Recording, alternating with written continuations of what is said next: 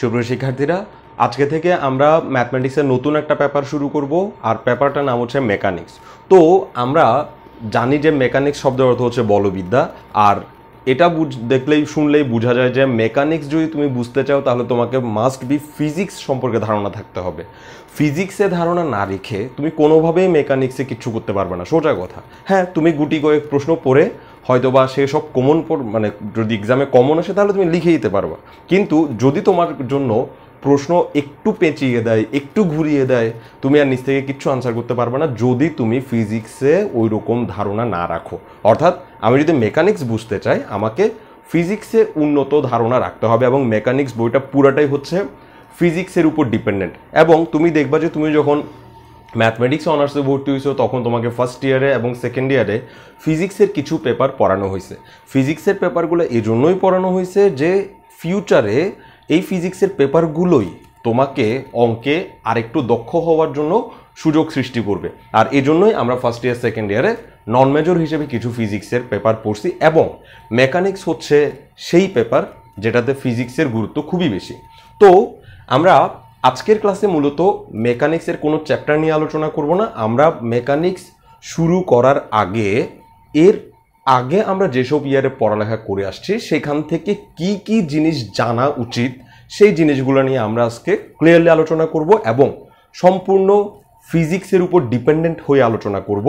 কোনো ধরনের ঘাপলা যেন আমাদের এই টপিকসগুলোতে না থাকে। তো আমি আজকে কি কি টপিকস আলোচনা করব সেই বিষয়গুলো আমি এখানে মোটামুটি একটা লিস্ট করছি, এবং আজকে টোটাল আলোচনার বিষয় হচ্ছে ভেক্টর নিয়ে। আমরা ভেক্টরের আতি পাতি সব পড়ে ফেলবো এবং ভেক্টর সম্পর্কে সব কিছু জেনে যাব। ওকে, তো ভেক্টর সম্পর্কে আমরা জানবো, ঠিক আছে, কিন্তু একদম শুরু থেকে আমরা শুরু করব না। অর্থাৎ আমরা প্রথমে পড়ছিলাম যে রাশি দুই প্রকার, একটা ভেক্টর রাশি, একটা স্কেলার রাশি। ভেক্টর রাশি কাকে বলে, স্কেলার রাশি কাকে বলে, ভেক্টর রাশির উদাহরণ, স্কেলার রাশির উদাহরণ, এই জিনিসগুলো আমরা পড়বো না রে ভাই। এবং ভেক্টর অনেকগুলো সংজ্ঞা আছে, যেমন শূন্য ভেক্টর কাকে বলে, এই ধরনের অনেকগুলো সংজ্ঞা আছে, আরও অনেক ধরনের ভেক্টরের সংজ্ঞা আছে, সেগুলো আমরা পড়বো না। ভেক্টরের সামান্তরিক সূত্র আছে, ভেক্টরের ত্রিভুজ সূত্র আছে, যেগুলো আমরা ইন্টারমিডিয়েটে পড়ছি, সেগুলো আমরা পড়বো না। যে বিষয়টি আমরা আলোচনা করব প্রথমে সেটা হচ্ছে একক ভেক্টর, এবং এই টপিকসগুলোই আমরা ভেক্টর থেকে আলোচনা করার চেষ্টা করব। তো দেখো, প্রথমে আমরা পড়ব কি একক ভেক্টর কি জিনিস, অর্থাৎ একক ভেক্টর কি। এই একক ভেক্টর বুঝার আগে আমি তোমাকে একটু ক্লাস 5-এ নামিয়ে দেব, অর্থাৎ ক্লাস 5-এর একটা অঙ্ক আমি তোমাকে আগে করানোর চেষ্টা করব। সেখান থেকে আমরা বোঝার চেষ্টা করব একক জিনিসটা কি, এবং একক জানলে আমাদের কি সুবিধাটা হয়, তারপর আমরা একক ভেক্টরে আসবো। তাহলে খেয়াল করো, আমি তোমাকে বললাম যে একজন লোক, ধরো একজন লোক, আমি সংক্ষেপে লিখবো, একজন লোক 5 দিনে একজন লোক 5 দিনে 20টি ধরো সিগারেট শেষ করে। একজন লোক 5 দিনে 20টি সিগারেট শেষ করে, এটা হচ্ছে প্রশ্নে দেওয়া ক্লু। আর আমাকে বের করতে বলছে 10 দিনে সে কয়টি সিগারেট শেষ করবে। 10 দিনে সে কয়টি সিগারেট শেষ করবে, কয়টি সিগারেট শেষ করবে, সংক্ষেপে লিখছি শেষ করবে। তো আমরা খুব ভালোভাবে জানি যে এটা একটা ঐকিক নিয়মের অঙ্ক, আর এই ঐকিক নিয়মের সাথে কিন্তু এককের একটা সম্পর্ক আছে। খেয়াল করো, 5 দিনে লোকটা 20টি সিগারেট শেষ করে, আর 10 দিনে সে কয়টা সিগারেট শেষ করবে, এটা যদি আমাকে করতে দেওয়া হয় বা তোমাকে করতে দেওয়া হয় তাহলে তুমি অবশ্যই অঙ্কটা এভাবে করবা। 5 দিনে শেষ করে, 5 দিনে শেষ করে কয়টি সিগারেট, 20টি সিগারেট। ওকে, এবং এরপরে তুমি কিন্তু হুট করে 10 দিনে শেষ করে বের করতে পারবে না, তোমাকে কিন্তু বের করতে হবে একদিনে কয়টা শেষ করে সেটা বের করতে হবে। আর এই একদিনে কয়টা শেষ করে সেটা বের করার পর 10 দিন বলুক, 20 দিন বলুক, 50 দিন বলুক, 5000 দিন বলুক, 5 কোটি দিনে বলুক, আমি কিন্তু আনসার বের করে আনতে পারবো। অর্থাৎ 5 দিনে কয়টা শেষ করে সেটা দিয়ে আমি আনসার বের করতে পারবো না, কিন্তু একদিনে কয়টা শেষ করে সেটা দিয়ে আমি আনসার বের করতে পারবো। এই একদিনে কয়টা শেষ করে সেটাই হচ্ছে ঐকিক নিয়মের একক। এই এককের কারণে এই একক যদি জানি তাহলে আমি 10 দিনের সিগারেটের সংখ্যাও বের করতে পারবো। তো একদিনে কয়টা শেষ করবে সেটা আমরা জানি যে 20/5 হবে এতটি, এবং এখান থেকে যে আনসারটা আমরা 10 দিনে বের করবো, 10 দিনে বের করলে আমরা জানি যে 20/5 গুণ 10 এরকম হবে। কেন গুণ হচ্ছে কেন ভাগ হচ্ছে সেটা আমি আর না যাই, কারণ আমি বিশ্বাস করি যে তোমরা এই বিষয়গুলো পারো। আমি শুধু এটা বুঝাতে চাচ্ছি যে 5 দিনের তথ্য দেওয়া ছিল এবং সেখান থেকে 10 দিনের জন্য যখন আমি তথ্য বের করতে গেলাম আমি কিন্তু অযথায় একটা লাইন লিখছি যেটা প্রশ্নে চাই নাই। এই একদিনে শেষ করে এই লাইনটা কিন্তু প্রশ্নে চাই নাই, কিন্তু আমি করছি। এর মানেই হচ্ছে আমাদেরকে আসলে একক দিনে কয়টা সিগারেট শেষ করতে পারবে সেটা জানতে হবে। একক দিনে কয়টা সিগারেট শেষ করতে পারবে সেটা জানতে হবে।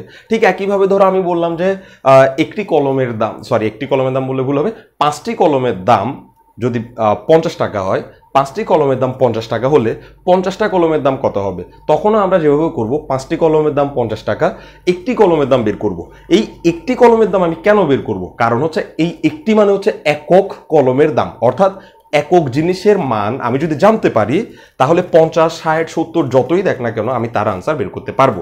তাহলে দেখো ছোটবেলায় আমরা যে ঐকিক নিয়ম করতাম সেই ঐকিক নিয়মও কিন্তু আমাদেরকে একক জিনিসের আনসার বের করতে হইতো, তারপরে আমরা অতিরিক্ত জিনিসের আনসার বের করতে পারতাম। তো এককের ধারণাটা ঠিক এই জায়গা থেকে আসতেছে। ওকে, ঠিক একইভাবে আমরা এখন যে ভেক্টর পড়তেছি এই ভেক্টরেও আমাদের একক ভেক্টর একটা জিনিস আছে, যে জিনিসটা জানলে যে কোনো ভেক্টর সম্পর্কে ধারণা খুব সহজে আনা যায়। তো এখন আমি তোমাদেরকে একক সম্পর্কে ধারণা দেওয়ার জন্য আরেকটা জিনিস বোঝানোর চেষ্টা করতেছি। ধরো এই হচ্ছে একটা রেখা। ওকে, আচ্ছা এই একটা রেখা আমি আঁকবো না, ধরো আমি বললাম যে এই হচ্ছে একটা স্কেল, এই স্কেলটা হচ্ছে এখানে দাগ কাটা আছে 0, এখানে দাগ কাটা আছে 1, আরো ততটুকু গিয়ে দাগ কাটা আছে 2, আরো ততটুকু গিয়ে দাগ কাটা আছে 3, এবং এভাবে যাচ্ছে। ওকে, তো খেয়াল করো এই স্কেলটাকে আমি বললাম ইঞ্চি স্কেল, ইঞ্চিতে দাগ কাটা আছে এই স্কেলটাতে 3, আমি একটা চাপ দিই 4। ওকে, তাহলে এটা হচ্ছে ইঞ্চিতে দাগ কাটা আছে। ওকে, আরেকটা স্কেল আমি নিলাম, সেটা হচ্ছে ঠিক এরকম দাগ কাটা আছে, এখানে হচ্ছে 0, এখানে হচ্ছে 1, এখানে আমি 1টা একটু দূরে দেওয়ার চেষ্টা করতেছি, এখানে হচ্ছে 1, আর এখানে হচ্ছে 2, আর এখানে হচ্ছে 3, এখানে হচ্ছে 4, এখানে হচ্ছে 5, এখানে হচ্ছে 6, এখানে হচ্ছে 7, এখানে হচ্ছে 8, আর আমি বললাম যে এইটা সেন্টিমিটারে দাগ কাটা আছে। একটা আমি কাটলাম ইঞ্চিতে দাগ কাটছি, আর একটা কিসে কাটছি? সেন্টিমিটারে দাগ কাটছি। এখন খুব ভালো করে খেয়াল করবা, আমি যদি এই জিরোগুলো আমি বরাবর দেওয়ার চেষ্টা করছি, আমি যদি একটা রেখা ঠিক এত বড়, এই রেখাটার দৈর্ঘ্য আমি যদি মাপতে চাই, ধরো এটা একটা লাঠি আর কি, এই লাঠিটার দৈর্ঘ্য যদি আমি মাপতে চাই তাহলে তুমি দেখবা ইঞ্চি স্কেলে যদি মাপি তাহলে এটার আনসার আসবে 2 ইঞ্চি, আর আমি যদি সেন্টিমিটার স্কেলে মাপি তাহলে এটা একই লাঠির আনসার আসবে 4 সেন্টিমিটার। ইঞ্চিতে মাপলে আসবে 2 ইঞ্চি, সেন্টিমিটার আসলে এটার আনসার আসবে 4 সেন্টিমিটার। এখন এটা আসলে কি 2 ইঞ্চি নাকি 4 সেন্টিমিটার? দোনোটাই সঠিক, দোনোটাই সঠিক। তাইলে 2 নাকি 4 সেটা ইম্পর্টেন্ট নয়, ইম্পর্টেন্ট হচ্ছে ওই 2 এর সাথে যেটা লাগানো আছে, 4 এর সাথে যেটা লাগানো আছে সেই জিনিসটা।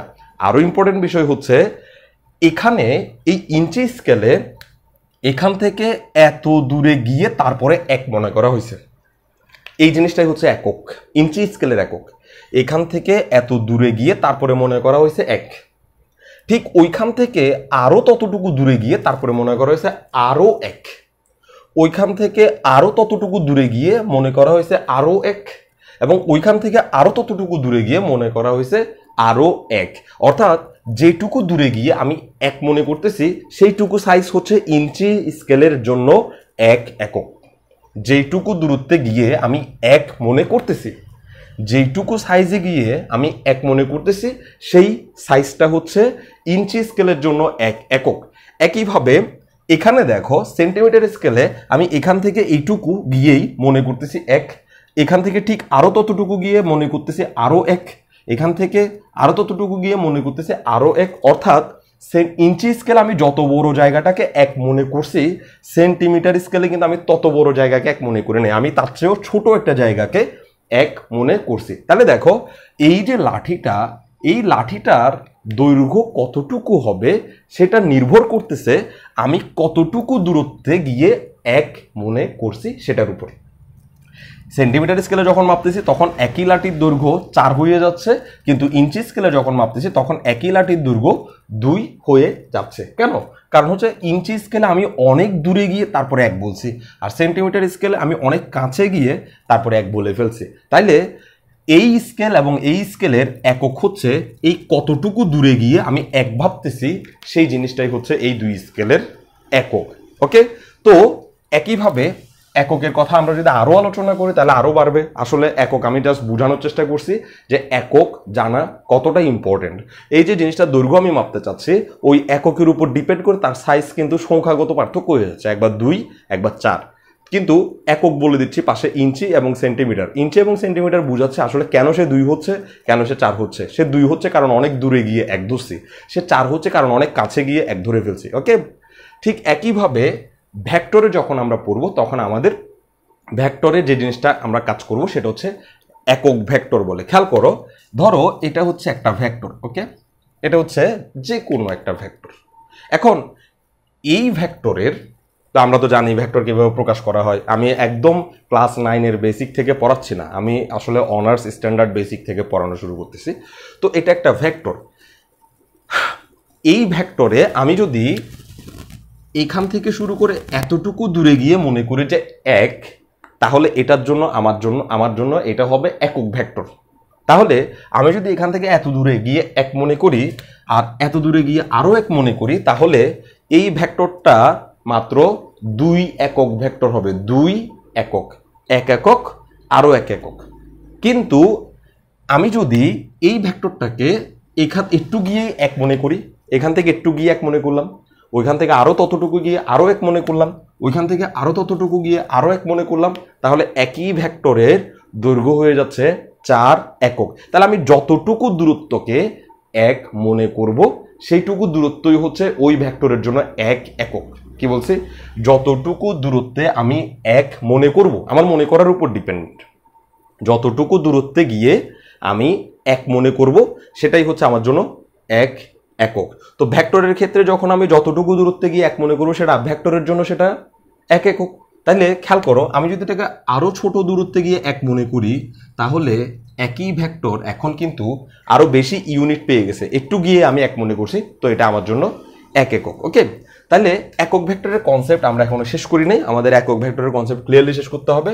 তো একক ভেক্টর আমরা বুঝলাম, কোন একটা ভেক্টর যদি আমি আঁকি তাহলে ওর যত দূরে গিয়ে আমি 1 মনে করব সেই প্রথম যে দূরত্বটা, সেই দূরত্বটাকে আমরা বলি যে 1 একক ভেক্টর। এখন দেখো, আমি এক্স অক্ষ এবং ওয়াই অক্ষ আঁকার চেষ্টা করতেছি। এক্স অক্ষ, ওয়াই অক্ষ। ওকে, এই হচ্ছে এক্স অক্ষ, এই হচ্ছে ওয়াই অক্ষ। ওকে, তো আমি ভাবলাম যে এক্স অক্ষে এইটুকু গিয়েই আমি মনে করবো যে 1, ঠিক আরো ততটুকু গিয়ে মনে করবো যে আরো 1, আরো ততটুকু গিয়ে মনে করবো আরো 1, আরো ততটুকু গিয়ে মনে করবো আরো 1, মানে সমান সমান দূরে যাব। এবং প্রথম যতটুকু গিয়ে আমি 1 মনে করছি সেটাকে বলা হবে এক্স অক্ষের দিকে একক ভেক্টর। আর এই এক্স অক্ষের দিকে একক ভেক্টরকে ছোট হাতের আই চিহ্ন দিয়ে, টুপি চিহ্ন দিয়ে প্রকাশ করা হয়। ছোট হাতের আই চিহ্ন দিয়ে, টুপি চিহ্ন দিয়ে প্রকাশ করা হয়। এটা তোমরা জানো যে এক্স অক্ষের দিকে একক ভেক্টরকে আই দিয়ে প্রকাশ করা হয়, আই ভেক্টর দিয়ে প্রকাশ করা হয়। ওকে, তো এটা যদি আই একক মানে আই ভেক্টর হয়, তাহলে এই দূরত্বটাও হবে আই ভেক্টর। এখান থেকে এটাও হবে আরেকটা আই, কারণ প্রত্যেকটা সাইজই সমান। এটা আই হলে এটাও আই হবে, এটাও আই হবে, এটাও আই হবে। প্রত্যেকটা সাইজই সমান হওয়ার কারণে এরা সবাই হচ্ছে আই ভেক্টর। আর একইভাবে ঠিক তুমি যদি ওয়াই অক্ষের দিকেও একটা নির্দিষ্ট দূরত্বে গিয়ে দাগ কেটে দাও, তাহলে ওইটা হবে ওয়াই অক্ষের দিকে একক ভেক্টর। তো তুমি এই ওয়াই অক্ষের দিকে একক ভেক্টর ঠিক সেভাবে সমান সমান দূরে গিয়ে দাগ কাটছো, এবং ওয়াই অক্ষের দিকে একক ভেক্টরকে বলা হয় জে। তাহলে জে দিয়ে টুপি চিহ্ন দিয়ে দিলাম, জে দিয়ে টুপি চিহ্ন দিয়ে দিলাম, জে দিয়ে টুপি চিহ্ন দিয়ে দিলাম, জে দিয়ে টুপি চিহ্ন দিয়ে দিলাম।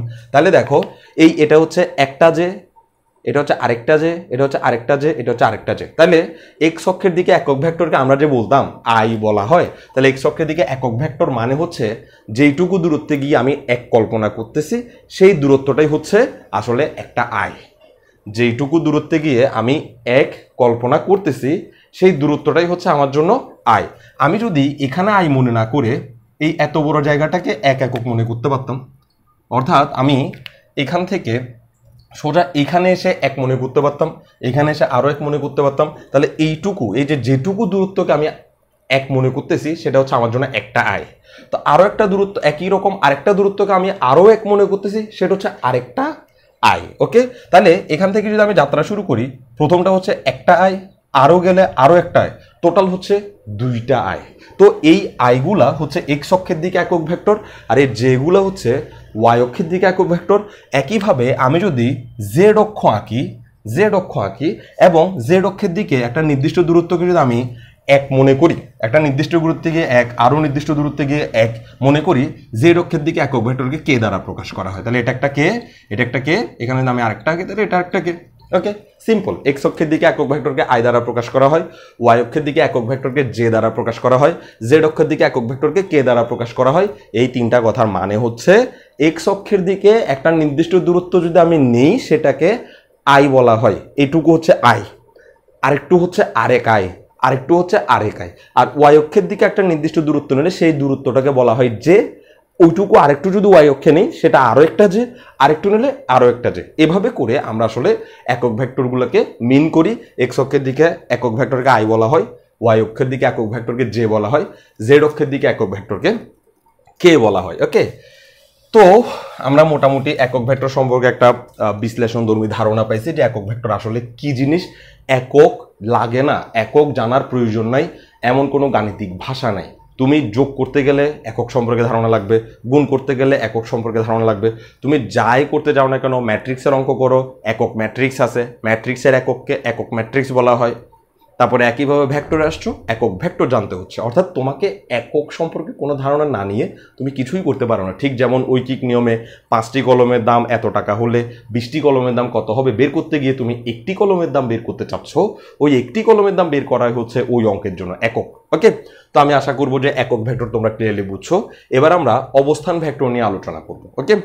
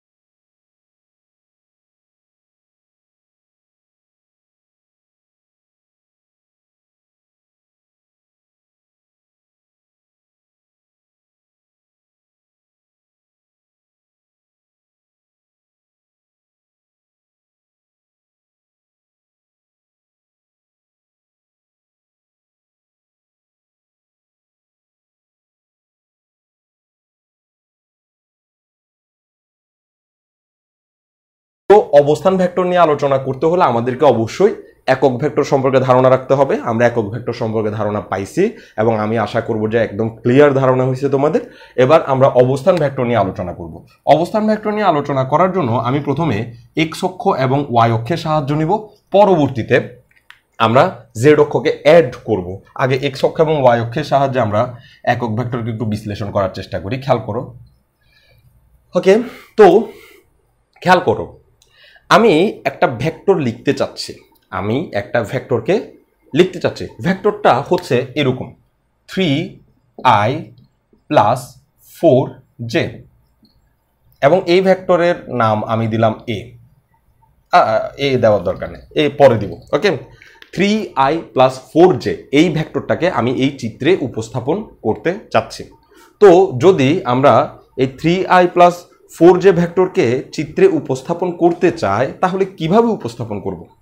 আর ক্লাসগুলো একটু লেন্থলি হচ্ছে, প্রত্যেকটা টপিকস একটু দীর্ঘ সময়ে আলোচনা করব, কারণ এই টপিকসগুলো আলোচনা করার পর মেকানিক্স সহজ লাগবে। যে চ্যাপ্টারটা আমরা করব সেই চ্যাপ্টারের শুরুর দিকের পড়াগুলো সবচেয়ে ইম্পর্টেন্ট, সেগুলো বেশি সময় ধরে ধৈর্য ধরে দেখবা, তোমার তত কম সময়ে তুমি ম্যাথমেটিক্সগুলোকে ক্যাচ করতে পারবে। ওকে, তো কি বললাম, আমরা অবস্থান ভেক্টর বুঝতে গিয়ে আমরা বললাম যে 3i + 4j এই ভেক্টরটাকে আমরা আমাদের এই ডায়াগ্রামের মধ্যে আঁকবো, এক্স অক্ষ ওয়াই অক্ষের ডায়াগ্রামের মধ্যে আঁকবো। তো আমি এইটুকু অংশকে মনে করলাম যে আই, অর্থাৎ একক ভেক্টর, আর ঠিক ততটুকু আরেকটা অংশকে আমি মনে করলাম যে আরেকটা আই, এবং ততটুকু আরেকটা অংশকে আমি মনে করলাম যে আরেকটা আই। ওকে, আরেকটা আই। তাইলে আমি এভাবে করে মনে করলাম, এবং এগুলো হচ্ছে এক্স অক্ষের একক ভেক্টর, একক একক একক হয়ে যাচ্ছে, একটা একক, দুইটা একক, তিনটা একক, এভাবে করে যাচ্ছে। তো এটার দিকে তাকাও, এখানে কি লেখা আছে? 3i, মানে হচ্ছে 3টা আই অতিক্রম করছে, আর আই মানে হচ্ছে এক্স অক্ষের দিকে সে 3টা আই অতিক্রম করছে। তো দেখো, এই এখান থেকে শুরু করে সে একটা আই অতিক্রম করছে, দুইটা আই অতিক্রম করছে, 3টা আই অতিক্রম করছে। 3i দিয়ে ভেক্টরটাকে এখানে বুঝাচ্ছে, এই জায়গায় বুঝাচ্ছে। অথবা ধরো একটা লোক হাঁটতেছে, সে 3 কদম এক্স অক্ষের দিকে যাচ্ছে। 3i মানে 3 কদম এক্স এর দিকে যাচ্ছে। এক কদমকে আমরা 1i বলতেছি, 2 কদমকে 2i, 3 কদমকে 3i। ওকে, তাহলে 4j মানে কি? 4j মানে হচ্ছে ওয়াই অক্ষের দিকে একক ভেক্টর। তাহলে ওয়াই অক্ষের দিকে একক ভেক্টর, আমি এটা একটা জে, এটা আরেকটা জে, এটা আরেকটা জে, এটা আরেকটা জে, তাহলে 4টা আমি আঁকলাম। তাহলে ওয়াই অক্ষের দিকে আমায় 4 ঘর যেতে হবে। তাহলে এক্স অক্ষের দিকে আমি গেলাম 3 ঘর, কারণ 3i লেখা আছে। ওয়াই অক্ষের দিকে যেতে হবে 4 ঘর। তো আমি এখানে যেহেতু এক্স অক্ষের দিকে 3 ঘর, আমি এখানে চলে আসছি। ওয়াই অক্ষের দিকে আমি আবার পিছনে না এসে ওইখান থেকে ওয়াই অক্ষে যাব। তাহলে 1 ঘর, 2 ঘর, 3 ঘর, 4 ঘর, আর এগুলো হচ্ছে জে, একটা জে, দুইটা জে, তিনটা জে, 4টা জে গিয়ে যেই জায়গায় আমি পাই, মানে যে জায়গায় আমি থামছি, সেই বিন্দুটার ভেক্টরের নাম হচ্ছে 3i + 4j ভেক্টর।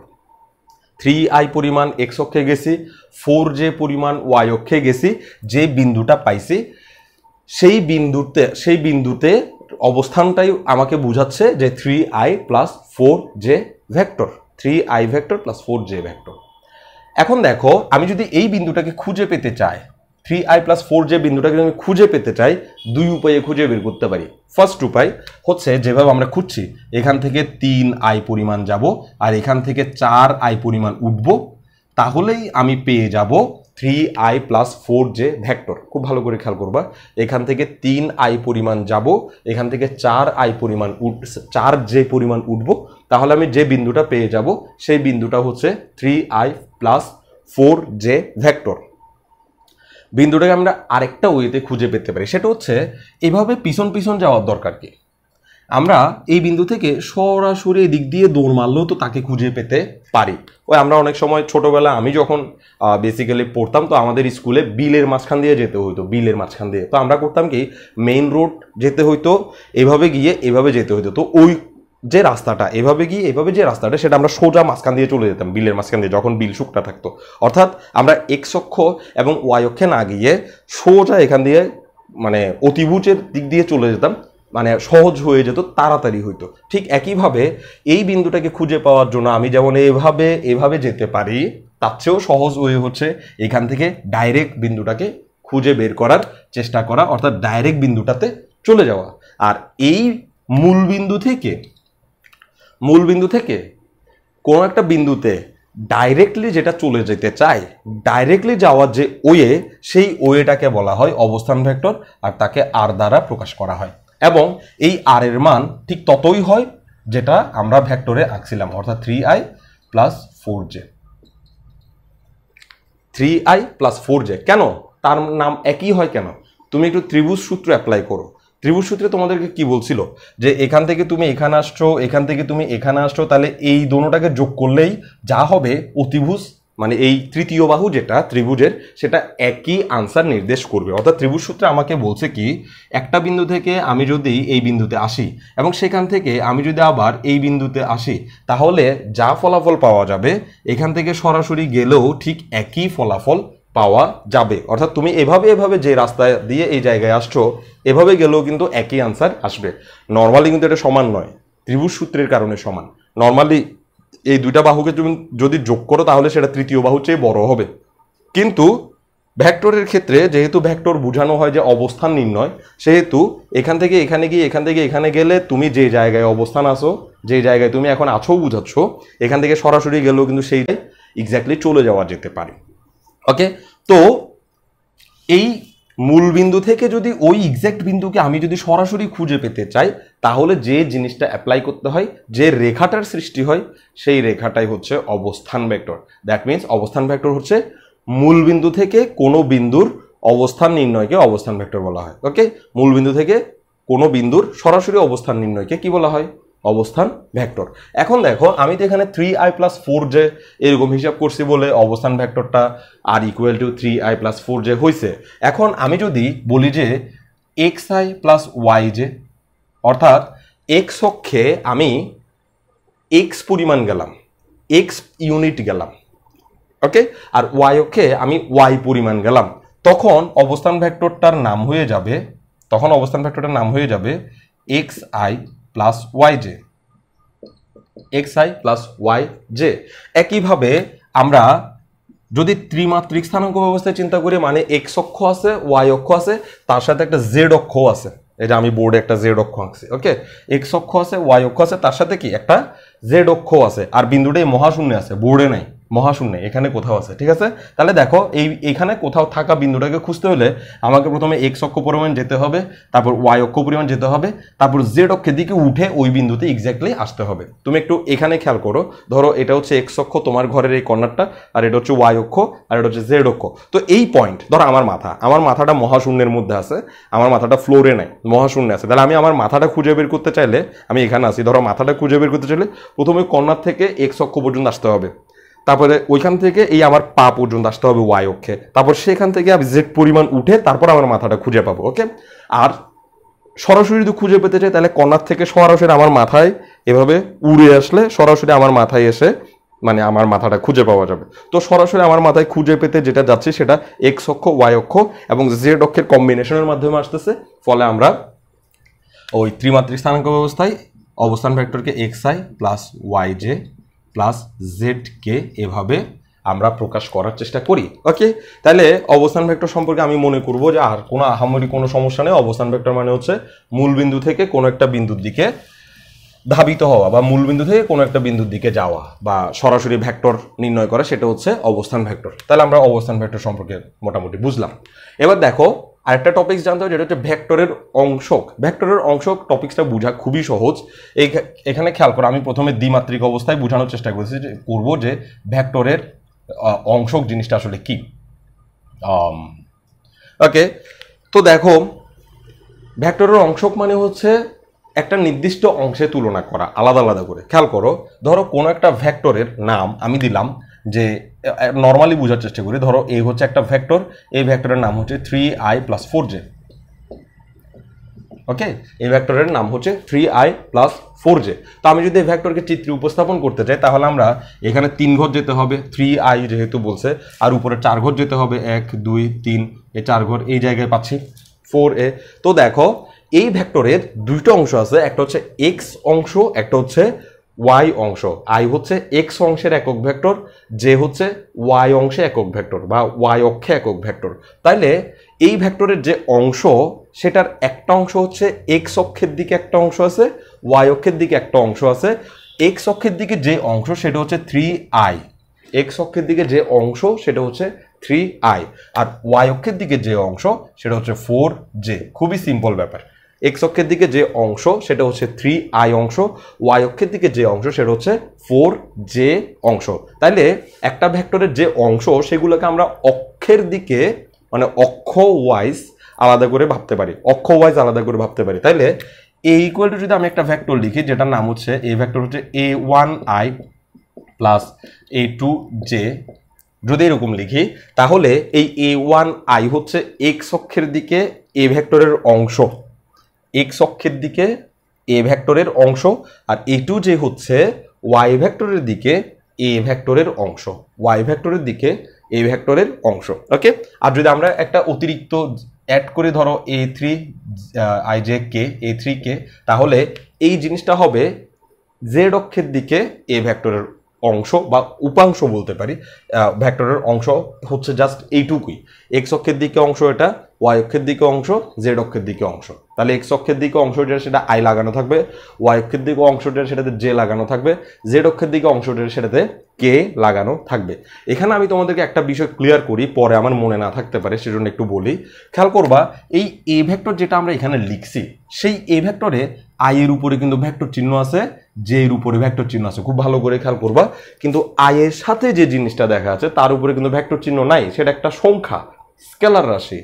যে সাথে যে জিনিসটা আছে তার উপরে কিন্তু ভেক্টর চিহ্ন নাই, সেটা একটা সংখ্যা, স্কেলার রাশি। ঠিক একইভাবে এখানে যে তুমি আই দেখতে পাচ্ছ তার সাথে যে এ ওয়ান দেখতে পাচ্ছ, এই এ ওয়ানের উপরে কিন্তু কোনো ভেক্টর চিহ্ন থাকবে না, এটা একটা সংখ্যা।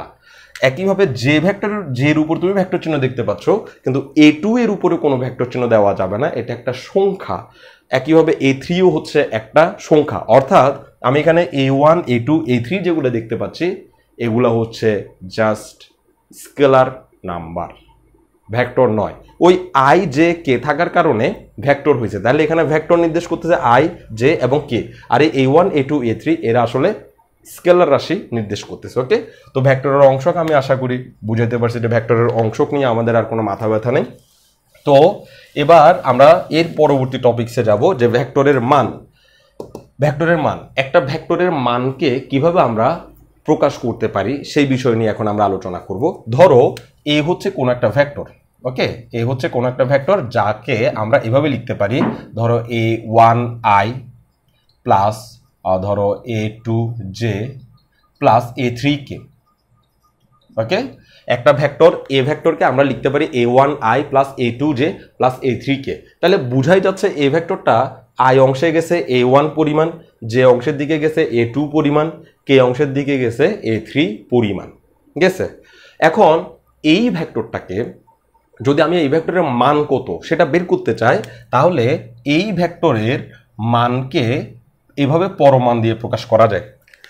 এ ভেক্টরের মানকে দুই পাশে দুইটা দাগ দিয়ে মানে পরমান দিয়ে প্রকাশ করা যায়। তাহলে এ ভেক্টরের মানকে এভাবে প্রকাশ করা যায়, আর এটার আনসার বের করতে হবে root over a one square plus A two square plus A three square. অর্থাৎ এটার আনসার বের করতে হবে এই এক্স অক্ষের যে স্কেলার মান আছে আই এর সহগ যেটা, ওয়াই অক্ষের আই এর সহগ যেটা, জেড অক্ষের কে এর সহগ যেটা, তাদের বর্গের যোগফল করে রুট ওভার। ওকে, এটাই হচ্ছে এই ভেক্টরের মান। এখন কথা হচ্ছে এই ভেক্টরের মানটা এইরকম বিশ্রী কেন রে ভাই? আর একটু সুন্দর টুন্দর আসতে পারে না? এত বিশ্রীভাবে আসার কোনো দরকার আছে? ওকে, দেখো একটু এই ভেক্টরের মানকে যদি আমরা মনে রাখতে না পারি, তাহলে আমরা প্রথমে দুইটা অক্ষে এক্স অক্ষ এবং ওয়াই অক্ষের দিকে চিন্তা করি। যদি তুমি এক্স অক্ষ এবং ওয়াই অক্ষের কথা চিন্তা করো তাহলে এই দুইজন চলে যাবে, শুধুমাত্র এক্স অক্ষের অংশ আর ওয়াই অক্ষের অংশ থাকবে, জেড অক্ষ থাকবে না। আমি বুঝানোর স্বার্থে প্রথমে শুধুমাত্র দুই অক্ষ দিয়ে বিষয়টা বুঝাচ্ছি যে এ ভেক্টরের মান কেন রুট ওভার যুক্ত এ স্কোয়ার প্লাস এ ওয়ান স্কোয়ার প্লাস এ টু স্কোয়ার হচ্ছে। ওকে, তো খেয়াল করো আমি প্রথমে এ ভেক্টরটাকে আঁকতে চাচ্ছি। এ ভেক্টরটা হচ্ছে ধরো এখান থেকে এ ওয়ান পরিমাণ এক্স অক্ষে যেতে হয়েছে ধরো একটু, এটা হচ্ছে এ ওয়ান পরিমাণ, আর এখান থেকে এ টু পরিমাণ ধরো আমাকে ওয়াই অক্ষে যেতে হচ্ছে, মানে এ ওয়ান পরিমাণ আমি এখানে আসছে, এ টু পরিমাণ এখানে এসে এই বিন্দুটা পাইছি। তাহলে এখান থেকে আমি যদি সরাসরি এই বিন্দুটা চিন্তা করি তাহলে এ ভেক্টর হচ্ছে এটা, এ ভেক্টর হচ্ছে এটা। ওকে, তাহলে এ ভেক্টর সমান আমরা যেটা পাবো সেটা হচ্ছে A one I plus A two J.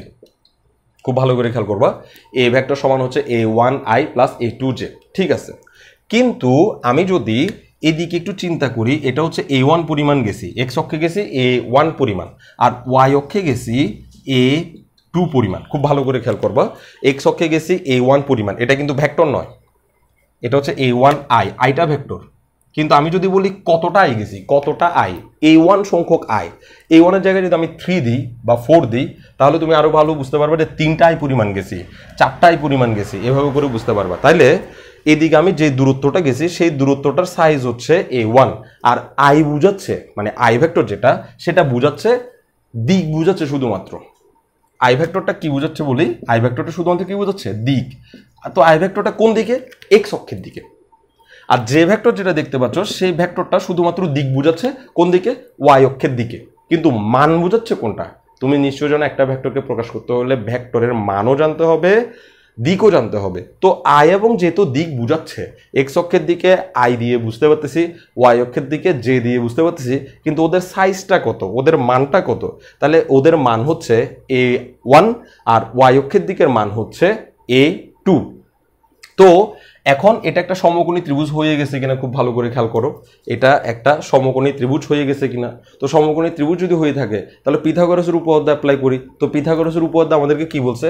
পিথাগোরাসের উপপাদ্য বলছে ভূমির বর্গ যোগ লম্বের বর্গ সমান হচ্ছে অতিভুজের বর্গ। ভূমির বর্গ যোগ লম্বের বর্গ সমান হচ্ছে অতিভুজের বর্গ। এখন দেখো ভূমিতে তুমি যেটা নিছো সেটা হচ্ছে মানের বর্গ, দিকের বর্গ নাও না, দিকের বর্গ নিয়ে লাভ নাই, কারণ দিকের কোনো বর্গ টর্গ না, দিকই, দিকের উপর কখনো স্কোয়ার কিউব এগুলা করা যায় না। কি বলছি? আই, তুমি কোনো প্রশ্নে জীবনে কোনোদিন কোনো প্রশ্নে আই এর উপর স্কোয়ার আছে সেরকম প্রশ্ন পাবা না, জে এর উপর স্কোয়ার আছে এরকম প্রশ্ন পাবা না। আই জে এগুলো হচ্ছে স্কোয়ার স্কোয়ার ছাড়া, এগুলো দিক বুঝায়। দিককে স্কোয়ার করলে আমরা কি পাবো? কিছুই পাবো না, অর্থাৎ দিকের সাথে স্কোয়ারের কোনো সম্পর্ক নেই। তাহলে এখানে যে A1টা নিচে সেটা হচ্ছে মান, এক্স অক্ষের দিকের মান, আর এখানে যে A2টা নিচে সেটা হচ্ছে ওয়াই অক্ষের দিকের মান। একইভাবে আমরা এই অতিভুজ যেটা বলতেছি সেই অতিভুজে তুমি যে এ ভেক্টরটা দেখতে পাচ্ছ সেটা মানও আছে দিকও আছে। তো আমি শুধু মান নিব, শুধু মান নিলে সেটাকে এভাবে লিখতে হবে এ ভেক্টরের পরম মান। ওকে, তো অতিভুজের বর্গ যোগ ভূমির বর্গ, সরি লম্বের, ভূমির বর্গ যোগ লম্বের বর্গ সমান হচ্ছে এই অতিভুজের বর্গ। অতিভুজের বর্গ, ভূমির বর্গ যোগ লম্বের বর্গ সমান হচ্ছে অতিভুজের বর্গ, পিথাগোরাসের উপপাদ্য থেকে পাইছে। এবার উভয় পক্ষকে রুট করে দাও, যদি তুমি এদিকে রুট করে দাও এ এর মান যেমন আছে তেমন থাকবে, স্কোয়ারটা চলে যাবে, আর এদিকে যদি রুট করে দাও তাহলে এরকম পাবা A1 square plus A2 square. তাহলে কোনো একটা ভেক্টরের মান আসলে পিথাগোরাসের উপপাদ্যের সাহায্যে নির্ণয় করার কারণেই এরকম root over A1 square plus A2 square টাইপের আসতেছে। তো এটাতে যদি আমি এখন জেড অক্ষ অ্যাড করতাম, জেড অক্ষ অ্যাড করলে তখন জাস্ট বাড়তি যে ঘটনাটা ঘটতো সেই ঘটনাটা হচ্ছে আরেকটা মান বাড়তো A3 স্কোয়ার, আর ফলে এখানে একটা মান বেড়ে A3 স্কোয়ার হইতো। এই জন্য আমরা কোনো একটা ভেক্টরের মানকে root over A1 square plus A2 square plus A3 square বলে দাবি করতে পারি। মানটা এভাবে মনে রাখবো, কোনো ভেক্টরের মানকে রুট ওভার আই অংশের সহগের বর্গ, জে অংশের মানের বর্গ প্লাস আই অংশের মানের বর্গ, জে অংশের মানের বর্গ প্লাস কে অংশের মানের বর্গ রুট ওভার, এভাবে দিয়ে আমরা কোনো একটা ভেক্টরের মানকে প্রকাশ করতে পারি। তাহলে কোনো একটা ভেক্টরের মান আমরা এই সূত্রের সাহায্যে নির্ণয় করতে পারবো। ওকে, সিম্পলভাবে বুঝাই দিলেই হয় যে এই সূত্রের সাহায্যে মনে রাখা যায়। আমরা আসলে যেহেতু অনার্স উঠছি সেহেতু আমাদেরকে তো একটু ক্লিয়ারলি বুঝতে হবে কেন জিনিসটাকে এরকম বলে, আর আমরা যেহেতু ফিজিক্সে ঢুকতেছি তো আমাদেরকে তো মেন্টালি সেট হইতে হবে যে ফিজিক্সের বিষয় আদি আমাদের যেন মাথায় থাকে। তাহলে ভেক্টরের মান সম্পর্কে আমরা ধারণা পাইছি। এবার আমরা বুঝবো ডট বা স্কেলার গুণন কি। এটা আসলে না পড়াইলেও চলে, কারণ ডট গুণন বা স্কেলার গুণন তোমরা এর আগে বহুবার পড়ে ফেলছো, ইন্টারমিডিয়েটে পড়ছো, ফিজিক্সে পড়ছো ফার্স্ট ইয়ারে, সেকেন্ড ইয়ারে। তো এটা আসলে না পড়াইলেও চলে, তারপর আমি একটু করে বুঝাই দেওয়ার চেষ্টা করবো, আমার যতটুকু ক্ষমতা ততটুকু দিয়ে তোমাদেরকে একটু বোঝানোর চেষ্টা করবো। খেয়াল করো, ডট গুণন বা স্কেলার গুণন, ডট গুণন বা স্কেলার গুণন হচ্ছে, ধরো এটা একটা ভেক্টর, ওকে, এই ভেক্টরটার নাম হচ্ছে এ, ওকে, আর এটার সাথে আরেকটা ভেক্টর যে ভেক্টরটার নাম হচ্ছে বি। এই দুইটা ভেক্টর একটা পয়েন্টে কাজ করতেছে, এ ভেক্টর এবং বি ভেক্টর দুজন একটা পয়েন্টে কাজ করতেছে। যদি কোনো দুইটা ভেক্টর একটা পয়েন্টে কাজ করে তাহলে তাদের জন্য দুই ধরনের গুণের ব্যবস্থা আছে, একটা হচ্ছে ডট গুণন আর একটা হচ্ছে ক্রস গুণন। এই দুই ধরনের গুণ আমরা ভেক্টরে করতে পারি, এবং এই ডট গুণন এবং ক্রস গুণন নর্মাল গুণের মতো আচরণ করবে না, এরা ফিজিক্সের বৈশিষ্ট্য অনুযায়ী আচরণ করবে, যে কারণে আমরা এই দুই ভেক্টরের গুণকে আলাদাভাবে ডট গুণন ক্রস গুণন নাম দিছি। ওকে, তো আমরা প্রথমে ডট গুণন বা স্কেলার গুণন বোঝার চেষ্টা করব। এই এ ভেক্টর এবং বি ভেক্টরকে যদি আমরা ডট গুণন করি তাহলে এভাবে লেখা হয় a vector dot b vector. A vector এবং বি ভেক্টরকে যদি আমরা ডট গুণন করি তাহলে আমাদেরকে এভাবে লেখা হয় a vector dot b vector. এবং এই দুই ভেক্টরের মানে ওদের মাঝখানে মধ্যবর্তী একটা কোণ থাকবে, যে কোণটার নাম আমরা মনে করলাম থিটা। অর্থাৎ একটা নির্দিষ্ট বিন্দুতেই এ ভেক্টর এবং বি ভেক্টর দুজনই কাজ করতেছে এবং তাদের দুইজনের মধ্যে একটা কোণ সৃষ্টি হয়েছে, সেই কোণের মান হচ্ছে থিটা। তাহলে আমরা এ এবং বি এর ডট গুণনকে আমরা প্রকাশ করতে পারবো এ বি কস থিটা। খেয়াল করো এখানে আমরা যে এ বি লিখছি, এই এ বি হচ্ছে এ ভেক্টরের মান। এ ভেক্টরের মানকে আমরা এভাবে প্রকাশ করতে পারি, এ ভেক্টরের মানকে আমরা এভাবে প্রকাশ করছিলাম একটু আগে। বি ভেক্টরের মান, বি ভেক্টরের মানকে আমরা এভাবে প্রকাশ করছিলাম, বি ভেক্টর মান এভাবে। এদেরকে এভাবেও প্রকাশ করা যায় বা এভাবেও শুধু এ দিয়েও প্রকাশ করা যায়, অর্থাৎ কোনো ভেক্টর চিহ্ন না দিয়ে, কোনো পরমাণ চিহ্ন না দিয়ে শুধুমাত্র এ দিয়েও বুঝাবে যে এ ভেক্টরের মান। তাহলে এখানে শুধুমাত্র এ দিছি, কোনো ভেক্টর চিহ্ন দিয়ে নাই, পরমাণ চিহ্ন দিয়ে নাই, তাহলে এই এ দিয়ে বোঝানো হচ্ছে এ ভেক্টরের মান। আর এখানে যে বি দিছি, সেই বির উপরে কোনো ভেক্টর চিহ্ন নেই, পরমাণ চিহ্ন নেই, এই বি দিয়ে বোঝানো হচ্ছে বি ভেক্টরের মান। তাইলে এ এবং বি এর ডট গুণফল দিয়ে আমরা যে আনসারটা পাই সেটা হচ্ছে এ ভেক্টরের মান এবং বি ভেক্টরের মানের গুণফল, সঙ্গে ওদের যে মধ্যবর্তী কোণ আছে সেই কোণের কোসাইন, ওদের যে মধ্যবর্তী কোণ আছে সেই কোণের কোসাইন। এই তিনটা জিনিস যদি আমরা গুণ করি, এই তিনটা জিনিস যদি আমরা গুণ করি তাহলে আমরা এ ভেক্টর এবং বি ভেক্টরের ডট গুণফলের মান খুঁজে পাবো। তো এখন আমার প্রশ্ন হচ্ছে যে এই সূত্রটা, এই ডট বি ভেক্টর যেটা এ বি কস থিটা, সেটাকে আমরা কি চাইলে এভাবে লিখতে পারি যে b vector dot a vector লিখতে পারি? হ্যাঁ লিখতে পারি, কারণ আমরা অনেক আগে থেকে পড়ছিলাম যে ডট গুণফল উল্টায় লিখলো একই আনসার আসে। এখন কথা হচ্ছে কেন ডট গুণফল উল্টা করে লিখলো একই আনসার আসবে, এটার যুক্তিটা কি, কেন?